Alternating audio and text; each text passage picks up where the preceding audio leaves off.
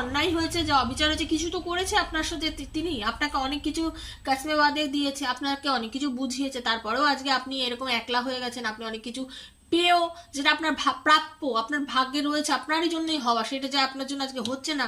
কিন্তু আপনি যে কষ্ট করছেন, এই যে আপনার দুফোঁটা চোখে জল পড়ছে, তার জন্য জাস্টিস কিন্তু আপনি পাবেন। ওকে, অনেকে ডিভোর্সের জন্য যে মামলা মকদ্দমা করেছেন, তাদের কেসের ডেট পেতে পারেন, সামনের দিকে এগিয়ে যেতে পারে।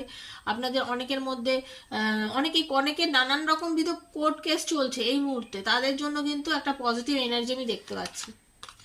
আপনার পার্টনার পজিটিভিটি নিয়ে আপনার দিকে এগোচ্ছে, এবং আপনার পার্টনার কিন্তু যে এগোচ্ছে সেটা কিন্তু খুব মানে বোল্ডলি এগোচ্ছে। এই নয় কি আজকে 2 পায়ে গেলাম, কাল 4 পা পিছিয়ে গেলাম, না, সেরকম ভাবে এগোচ্ছে না।